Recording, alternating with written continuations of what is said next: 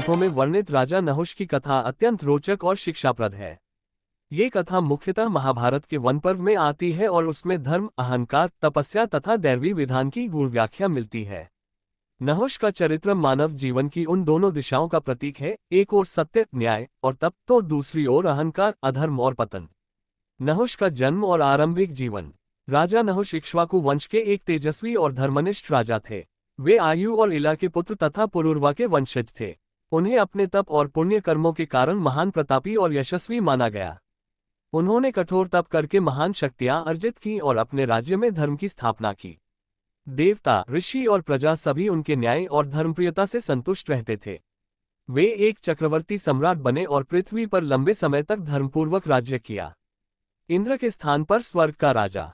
एक बार इंद्र ने वज्र से वृत्रासुर नामक राक्षस का वध किया, जो कि एक ब्राह्मण था। ब्रह्महत्या के पाप के कारण इंद्र अदृश्य हो गए और स्वर्ग खाली हो गया। देवताओं ने नया इंद्र खोजने के लिए ब्रह्मा से प्रार्थना की। तब ब्रह्मा ने राजा नहुष को स्वर्ग का राजा बनाने का आदेश दिया।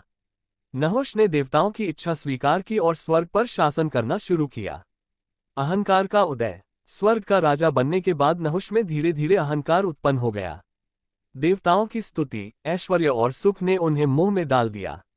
उन्होंने अपनी शक्तियों का दुरुपयोग करना आरंभ कर दिया। उनका पतन तब आरंभ हुआ जब उन्होंने इंद्राणी, इंद्र की पत्नी पर मोहित होकर उसे अपनी रानी बनाने की इच्छा प्रकट की। इंद्राणी ने ये प्रस्ताव ठुकरा दिया और अपने पति के पुनः प्रकट होने की प्रतीक्षा करने लगी। सप्तऋषियों को पालकी वाहक बनाना।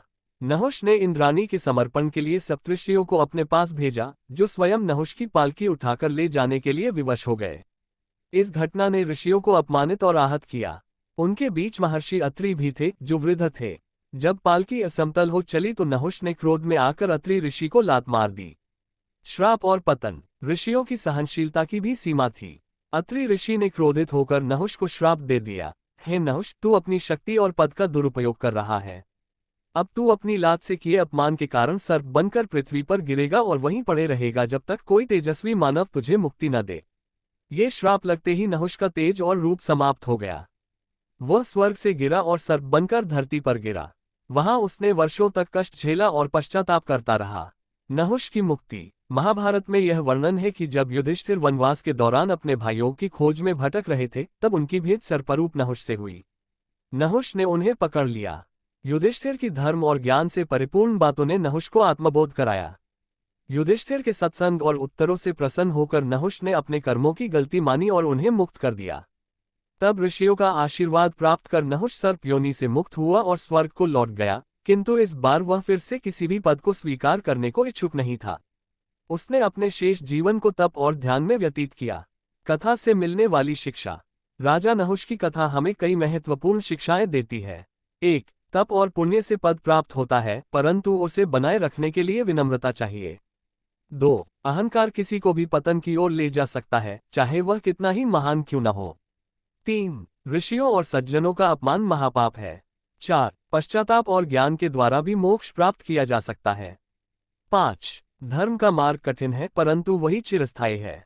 इस प्रकार नहुष की कथा केवल एक ऐतिहासिक या पौराणिक कथा नहीं है, बल्कि यह हर युग में प्रासंगिक नैतिक और आध्यात्मिक संदेश देती है। ये बताती है कि सत्ता और सम्मान का मोह किस प्रकार से व्यक्ति को विनाश की ओर ले जाता है और कैसे धर्म तथा आत्मचिंतन उसे उबार सकते हैं। अगर आपको कथा अच्छी लगे तो वीडियो को लाइक, शेयर, सब्सक्राइब जरूर करें।